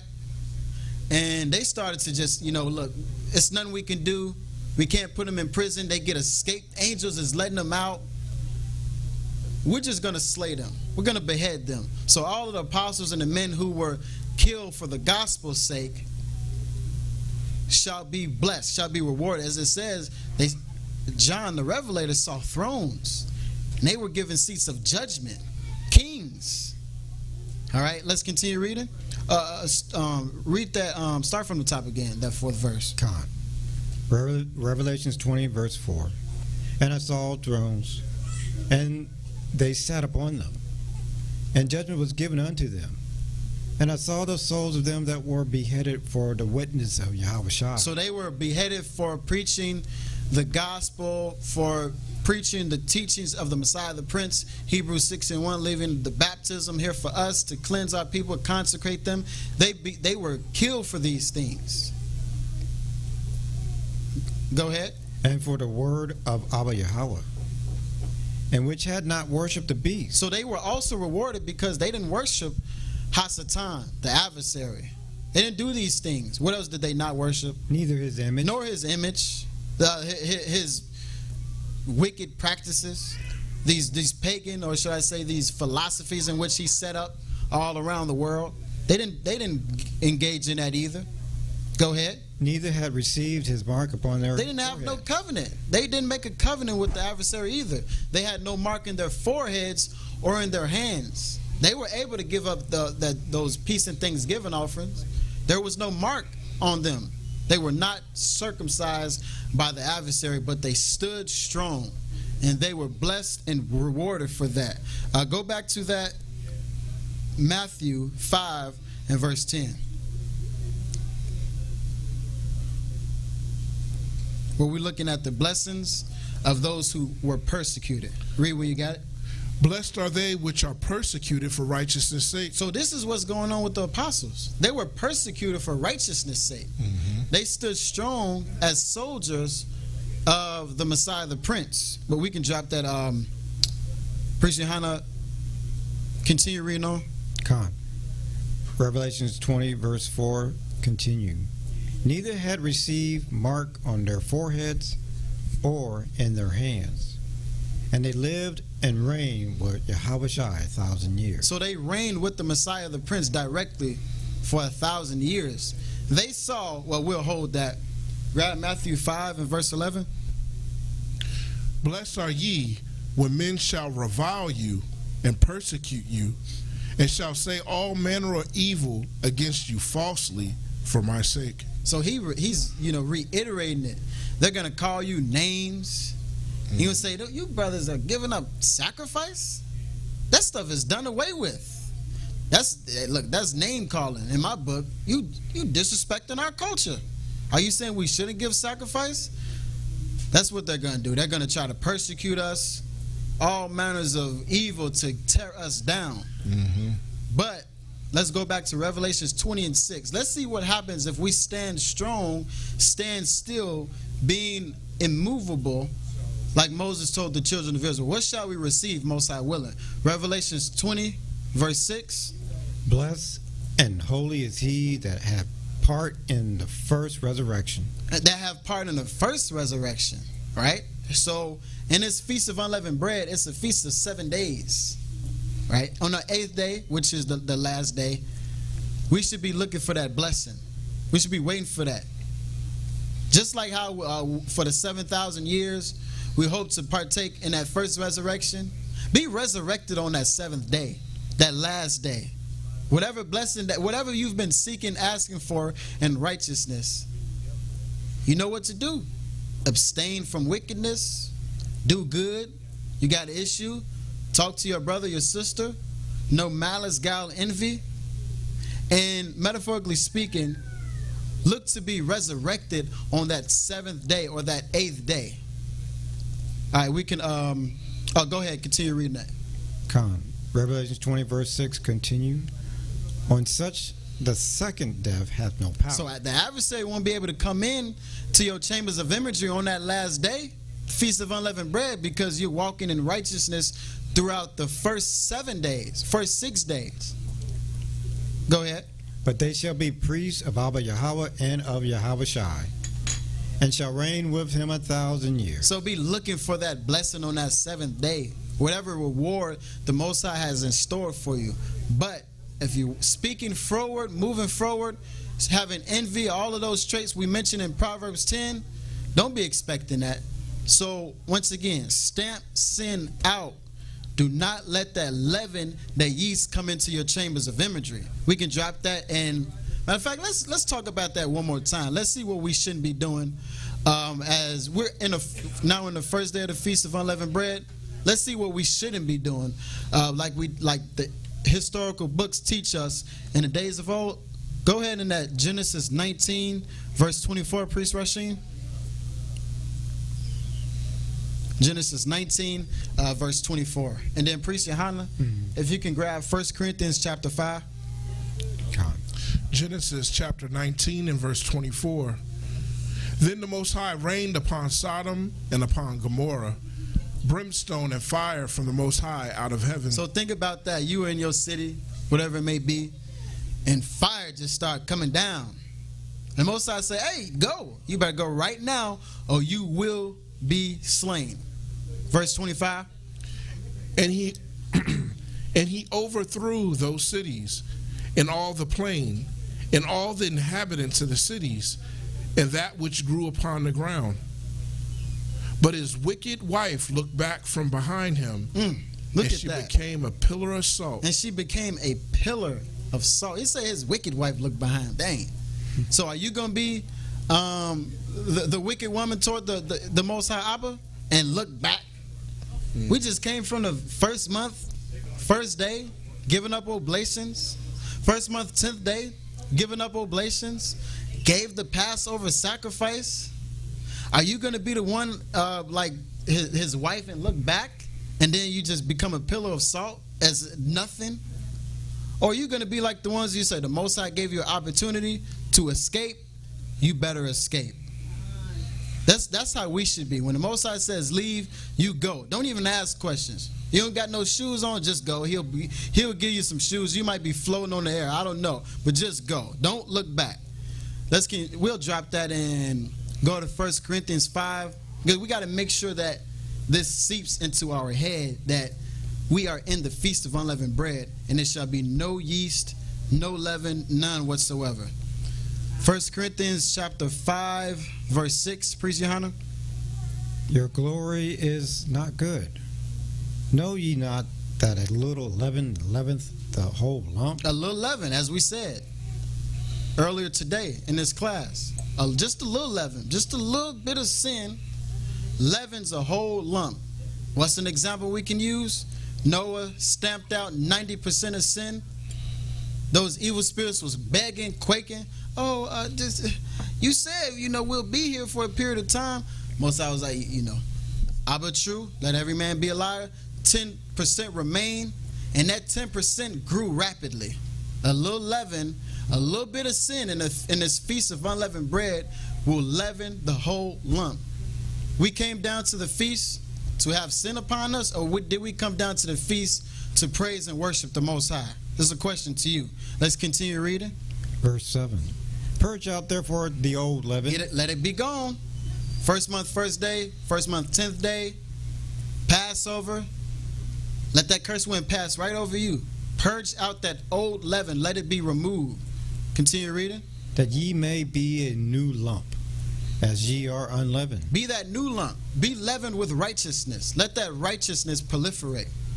Continue reading. For even Yahweh in the sight of Prince, our Passover is sacrifice for us. So the Messiah, merciful, extremely compassionate, gave his own life to aid and secure us in these latter days so that we can get closer to the Most High, so we can have more efficient and acceptable sacrifices. Mm-hmm. So you're going to do all these things to keep the feast. It's pertinent, very important to do so. Verse 8. Therefore let us keep the feast, not with old leaven. Not with that old man, that wicked man, that man who speaks with guile and envy and deceit in his heart. Go ahead. Neither with the leaven of malice and wickedness. Not with wickedness or malice, but what? But with the unleavened bread of sincerity and truth. With sincerity and truth. Having our words seasoned with salt, having a breastplate of righteousness on, the gospel of peace in our minds. This is what we should be doing. Let's go back over to Matthew 5. Matter of fact, go over to Matthew 5 and verse 12. And then Priest Rashim grab Mark 9.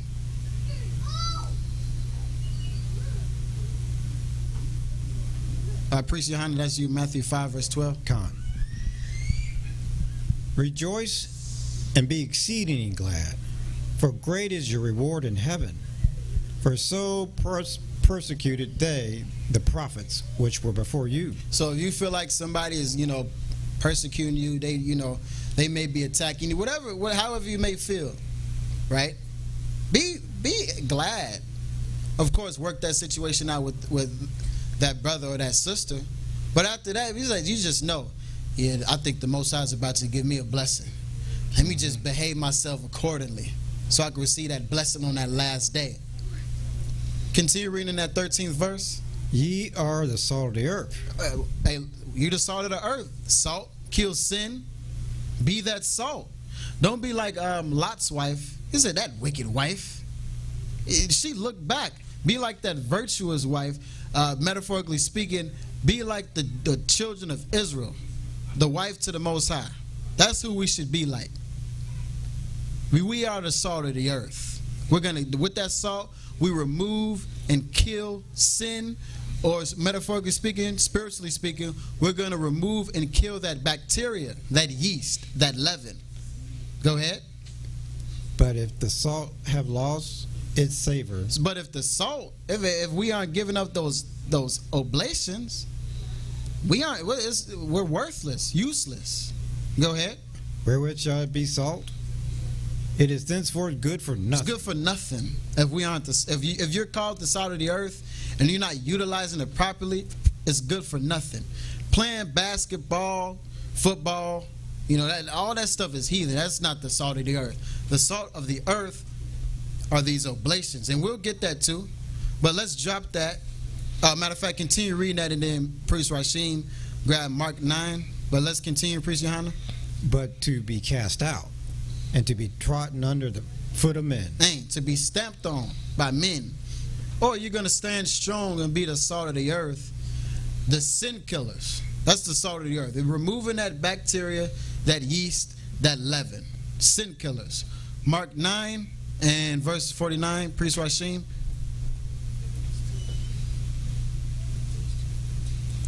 Mark chapter 9 and verse 49. For everyone shall be salted with fire, and every sacrifice shall be salted with salt. That salt is very important. It's a part of the covenant. It's one of the most important things of the covenant. That salt kills sin. We are that living sacrifice, burning altars. That's who we are. We are walking altars, burning sin. But you got to make sure you got that salt. That salt is the savor. You need that because it's that bacteria. It removes that bacteria. Continue reading. Verse 50. Salt is good, but if the salt have lost his saltness, wherewith shall ye season it? What's the purpose of it? If we're just saying Kwam Yashala, we the salt of the earth, what does that do? The Most High isn't pleased with that. We could drop that though and pick it up at Leviticus 2 and verse 2 again. Leviticus 2 verse 2 and then jump down to the 13th verse. Come on. Leviticus chapter 2 verse 2.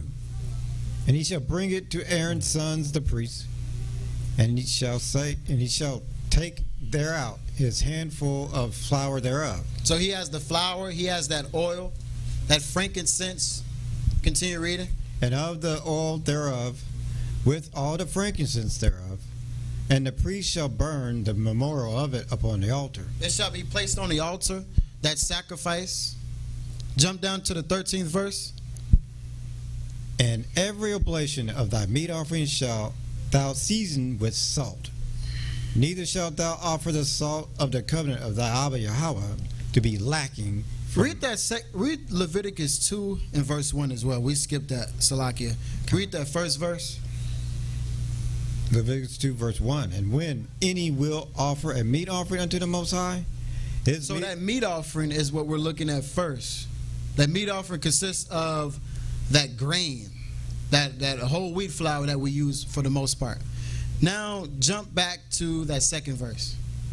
And he shall bring it to Aaron's son the priest, and he shall take thereout his handful of the flour thereof, and of the oil thereof, and all the frankincense thereof, and the priest shall burn the memorial upon the altar, to be an offering made by fire, of a sweet savor unto the Most High. So this is what pleases the Most High, that meat offering, with that flour, that oil. But let's jump down to the 13th verse. And every oblation of thy meat offering shalt thou season with salt. This is what it's talking about in Mark and Matthew. Every oblation shall be seasoned with what? Salt. With salt. Continue reading. Neither shalt thou suffer the salt of the covenant. The salt of the covenant, meaning the salt is very important within this covenant. It kills sin, removes bacteria, stays sin, takes away that leaven in this feast of unleavened bread. Make sure you utilizing that salt. Make sure you are that salt. Go ahead. Of thy Abba Yahweh to be lacking from thy meat offering. Do not let it lack. If you're that meat offering, make sure you got that salt on there to kill sin. With all thine offerings thou shalt offer salt. Everything, every sacrifice. We can drop that. Go back to Matthew 5, verse 14. That is Priest Rashim. You can pick that up, Matthew 5 and verse 14. And then Priest Johanna, grab Matthew 6 and 19. Matthew chapter 5 and verse 14. Ye are the light of the world. Ooh, look at that. Title of the class. Ye are the light of the world. So we didn't went over abstaining from wickedness in his feast of unleavened bread, making sure there's no sin, no leaven, malice, guile, envy, making sure you're following after the wise words and counsel in which Solomon gave us, storing up knowledge, abstaining from wickedness, cleaving on to righteousness. And then we get to Matthew 5 and verse 14. Talking about, we also talked about how we purified ourselves on the first month, first day, first month, 10th day. And then once again, we get over back to Matthew 5 and verse 14, the title of today's class. But we had to go through the steps to get to the point in which we're at now. Go ahead and read that. Ye are the light of the world. You are the light of the world. You are that walking sacrifice. You are that meat offering, metaphorically speaking. You are that brazen altar. You heave wave, the priest heave and wave that meat offering, consume. Heave and wave that drink offering, consume. Go ahead. A city that is set on a hill cannot be hid. Let your light shine in the midst of this feast of unleavened bread. And anybody who is trying to take you away from unleavened, bringing forth yeast and leaven, remove yourself from them quickly. Agree with thine adversary quickly so that you may get away. Oh, brother, I don't really like... Absolutely, I'm going to work on that. As long as you got away. Soft answer, turn away wrath. You executed that. You are the light of the world. Continue reading. Verse 15. Neither do men light a candle and put it under a bushel. You don't put it underneath the tree. You don't do that. I mean, the animals go underneath the tree when they need to be cooled down. But we, us righteous Israelites, the priests, the entire body of the Messiah, the Prince, we are walking sacrifices. You better let that light shine. You better give those oblations to the Most High Abba. That's his will. Continue reading. But on a candlestick. You put it on top of the table so everybody can see that light shining. If you are that light, light that candlestick, everybody can see that shine. They say, man, what? Something is different about you. It's the light in me, because we're the light of the world. Go ahead. And it giveth light unto all that are in the house. That's it. House of wisdom. Ye are the light of the world. Let your light shine. Continue reading that 16th verse. Verse 16. Let your light so shine before men that they may see your good works. That they may see your good works. Right? You know, they say, you brother, once again, you brothers, why are you guys giving sacrifices? Oh, Abba knows. Abba knows why. But it's going to come to a time where they see us glowing and shining, Most High willing, and they just can't, they just stuck. Mm-hmm. Hey, put a veil on. No, I'm not going to be Moses today. You're going to have to see this light, or you just got to walk away. Now, it sounds like sin around here. You got to look at this light. If this light is blocking your eye, your vision, hey, you need to come do some oblations. To get the trespasses sin from amongst you. Continue reading. And glorify your Father which is in heaven. Once again, those peace and thanksgiving offerings pleases the Most High. This is what he requires of us. So we should not be a sluggard. We should be like that ant. Go to the ant, sluggard. Consider her ways. So if you haven't went to the ant, if you haven't seen the sent men, you're sluggard. You moving slow. You're not putting the work in. We can drop that, priest. A matter of fact, jump down to the 48th verse, because this is also important in the Feast of Unleavened Bread. This is something that we can obtain and grasp on too, because it's written. Matthew 5 verse 48. Be ye therefore perfect. Be perfect. The Messiah then told us, blessed are they who are poor in spirit, blessed are the peacemakers, blessed are those who are persecuted for righteousness' sake, blessed are they who is persecuted for my name. Then he comes all the way down telling us that you're the salt of the earth, you're a light of the world, you're on the city that cannot be hid.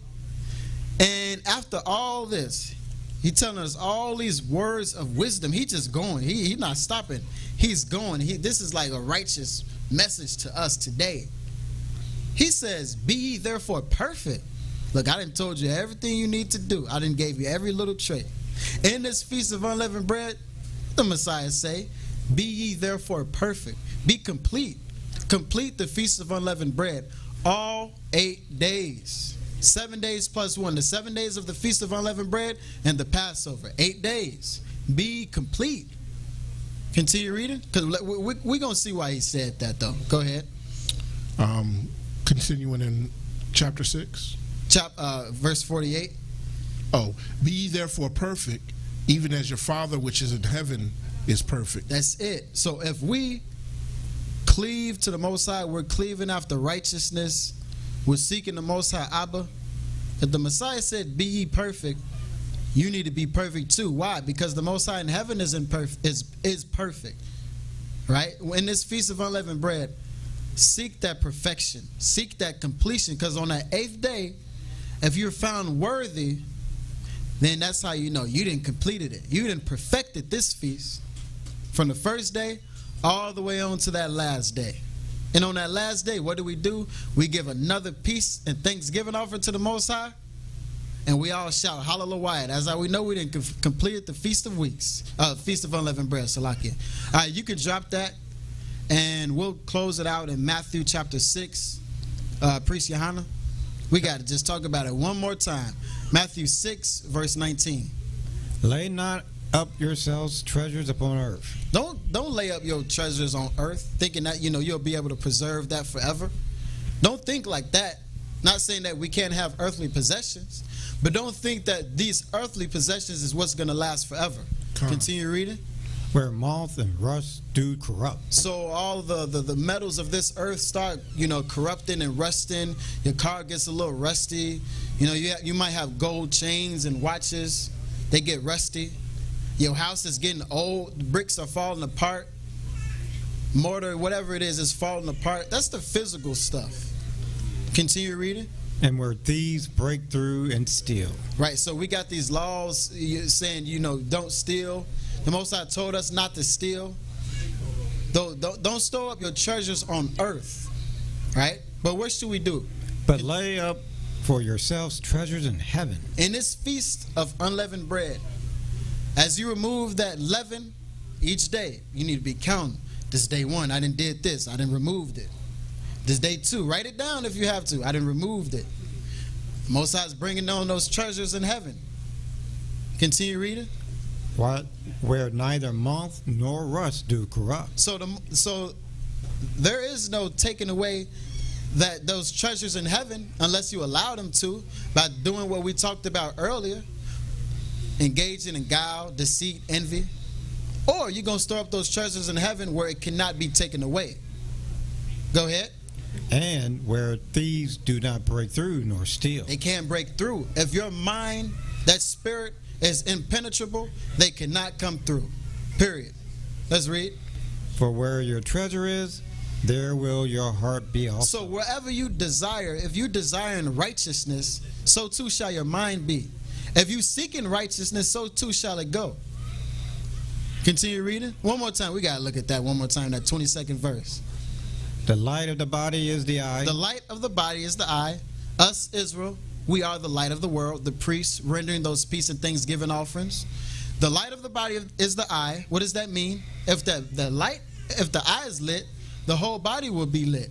But, continue reading. If therefore thine eye be single, thy whole body shall be full. The whole entire body shall be full of light. But, contrary, if you walk in this feast of unleavened bread with malice, guile, envy, deceit, deceptions, you aren't obtaining the fruits of the Spirit by executing and exercising the 7 pillars of wisdom. You're not doing soft answer, turn away wrath, but you're doing grievous words, stir up anger. What shall happen? Read on, Priest Johanna. But if thine eye be evil, if your eye is evil, thy whole body shall be full of darkness. The entire body on this feast of unleavened bread? You're going to let that happen? You're going to let your whole body be full of darkness because you couldn't abstain from wickedness? Mm-hmm. You couldn't take away that leaven, that yeast We got priests giving up trespass and sin offerings daily. Could take that away. Let's read. If therefore the light that is in the be darkness. If it be darkness, if it be sin, if it be yeast, if it be leaven in the feast of unleavened, how great is that darkness? Nah, we got to stamp out sin. We got to remove all manners of evil and all manners of sin. And with that being said, I hope this class was edifying. Hope we all received something from this class. Just as a recap, we came into the new year. First month, first day, Yeshabim, curse wind, constellation of Judah, Yahweh, fulfilled that. Few days later, we walk in that walk. We making sure that we aren't allowing these curse winds to affect us. We get to the Day of Atonement. We purify our souls. All evil spirits of sin went back from whence they came. We did that. Then a few days later, we come to the Passover. We did the Passover sacrifice. We did what we were supposed to do. We fulfilled the commandments found in Exodus 34. Did that. Now we are in the Feast of Unleavened Bread. The first day, we need to be making sure that we abstain from leaven, yeast, and all manners of wickedness, all manners of sin, so that we may receive of that blessing on that 8th day, that last and final day of the Feast of Unleavened Bread. So, Most High willing, this class once again was edifying. Hope everybody got something from it. May peace be multiplied. Shalom. Yeah.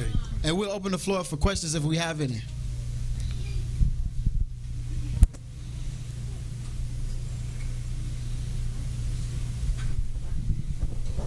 Look like we got a question in the back.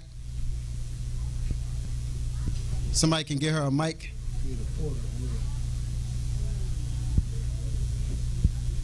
Mic coming soon.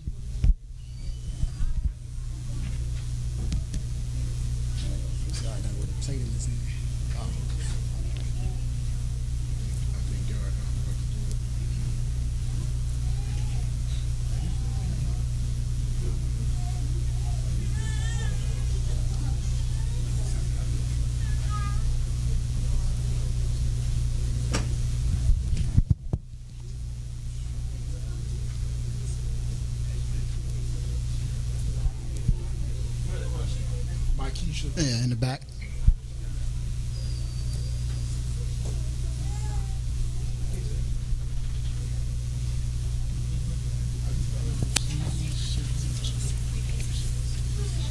Not me. Not this class. Good class. Yeah, very good. Very good. I mean, Hey, you got something hot? You ready to teach? Yeah, I'm ready. you might as well ask. Shabbat Shalom, priest. Shabbat Shalom. All praises to Abba for All this praise class. to the Most High. All right. So it may tie in with this class, but it was really for the previous class that we did this morning. So when you all had pulled out Zechariah 11, verse 7 through 11, where it talked about how Abba had broke the 6th covenant that day. And I know that the 7th covenant, it wasn't necessarily consecrated or completely established until Yahushua had shed his blood on that covenant. So I just wanted to know, were we in between covenants, so to speak, during that small time space? Or like, were we naked, kind of like how Adam was in the beginning when he ate of a carnal sacrifice? Let's get that scripture so we all can read it. Should I say see it? What was that, Zechariah 11, verse 7? Okay, go ahead. Zechariah 11 and verse 7. And I will feed the flock of slaughter, even you, O poor of the flock. And I took unto me 2 staves, the one I call beauty, and the other I call bands. So we see that beauty and bands is the house of Israel and the house of Judah. And I think the scripture she's referring to is Verse 11. yeah, 10 and 11. And I took my staff, even beauty, and cut it asunder, that I might break my covenant which I made with all the people. And it was broken in that day. And so the poor of the flock that waited upon me knew that it was the word of the Most High. So when we were looking in the times of Ezra, there was like a period where the Most High showed his mercy. He allowed us to rebuild the temple, and for a short period of time we were able to give up those sacrifices. But that covenant, over a period of time, that the temple was destroyed once again, and we weren't able to officially please the Most High again until the Messiah consecrated that new covenant when he shed his blood.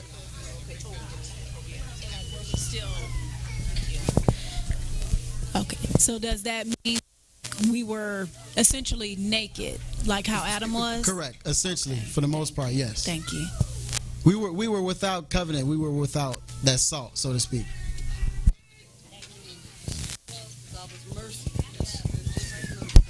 Yeah, questions?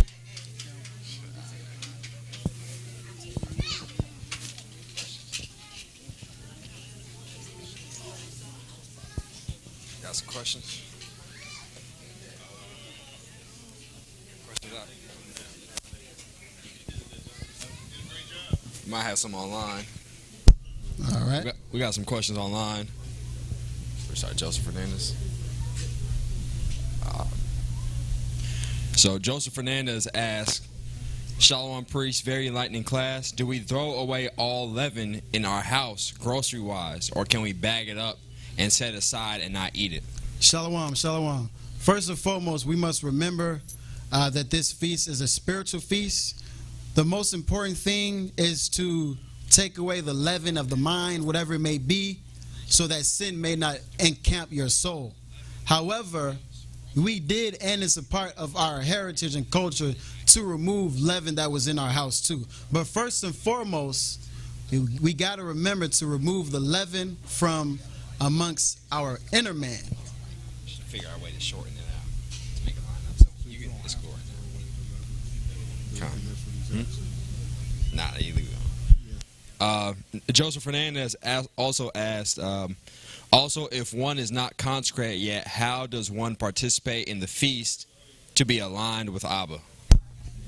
So for those who aren't consecrated yet, for whatever reason it may be, the tithes, you can still send your tithe, and the priest would heave your tithes up, and that would count as essentially you being present for the feast. We got to make sure to bring your tithes in so that you can be counted. But most importantly, don't, like we said earlier, don't be that don't be that sluggard, but figure out, Most High willing, or whatever means possible. I know Most High we're supposed to be coming out to different locations to get consecrated. That's most important, because if YouTube shuts down, if we don't have any internet, what will we do then? So we got to make sure that we can do our best with all our soul, might, and power to come down and get consecrated. All right, last question. Nicholas Henry asked, can we glow light, fiery aura around our spiritual bodies? Priest Johanna, if you can grab Exodus 34. Exodus 34 and pick it up at the 26th verse. See if we can get some clarity in Exodus 34, Most High willing. Exodus 34, verse 26. The first of the fruits, the first of my bad, Salakia. Verse 28. Con. And he was there with the Most High 40 days and 40 nights, and did neither eat bread nor drink water. And he wrote upon the tables the words of the covenant, the 10 Commandments. So Moses, the Most High told Moses, look, make sure you fast before you come up to this mount. Moses did what the Most High said. He fasted. Moses received the book of the covenant, the 10 Commandments, all these beautiful, wondrous things for us. And after he got all of these things, because he was in the spiritual realm for 40 days and 40 nights, after he get all these things, he came back down with the 10 commandments. He made a covenant with the children of Israel. Verse 29. And it came to pass, when Moses came down from Mount Sinai, Well, pay close attention, Nicholas Henry. Pay close attention to this. with the 2 tables of testimony in Moses' hand, when he came down from the mount, that Moses wist not that the skin of his face shone. So Moses didn't know that he was glowing, so to speak. He didn't even know, because he was in the spiritual realm with the Most High. So when he came back down to earth, he was shining. He was consuming a pure energy with the Most High Abba, the Most High's peace and thanksgiving offerings. Let's go. While he talked with him. And when Aaron and all the children of Israel saw Moses, behold, the skin of his face shone. There it is right there. His skin was shining. Moses is what we were talking about earlier. He was the light of the world. He let his light shine, right? But what happened? Let's go. And they were afraid to come nigh. So the him. children of Israel, they're like, we don't want the world. We don't like the light of the world. We like our eye being dark. We like that darkness. In so many words, this is what they were saying. Continue reading. And Moses called unto them, and Aaron and all the rulers of the congregation returned unto him. And Moses talked with them. And afterward all the children of Israel came nigh, and he gave them in commandment all that the Most High had spoken with him in Mount Sinai. And till Moses had done speaking with them, he put a veil on his face. Because the children of Israel were too afraid of righteousness, too afraid of letting that light shine, that glow, so to speak, Moses put a veil on his face. They couldn't take it. They couldn't take that presence, that righteousness, that pure power. Continue reading. But when Moses went in before the Most High to speak with him, he took the veil off until he came out. And he came out and spake unto the children of Israel that which was commanded. So basically, when Moses was in front of the congregation of Israel, he put the veil on. But when he went into the tabernacle of the congregation, he took the veil off, because he was in a place where righteousness dominated, where righteousness ruled, where light was shining continually. Hope I was able to answer your question. We have any more questions? That's it. Kind. All praises to the Most High. Let's continue to feast in this feast of unleavened bread. May peace and blessings be multiplied. Shalom. Shalom.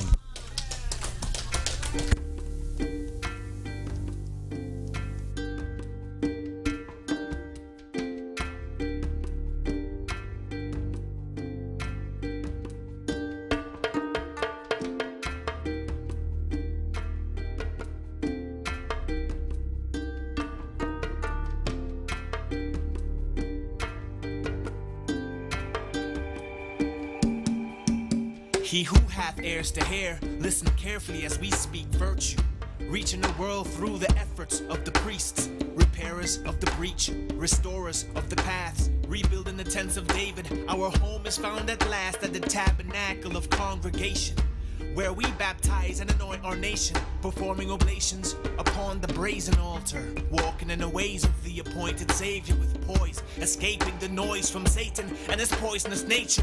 Without fail he accuses the brethren, using his weapons of collusion, and then sin comes upon us. And we deserve it, to be honest. We were cursed, cause we honored and were worshipping the gods of this world, and was living lawless at first to the written law, without purpose and little knowledge, serving our wicked conscience.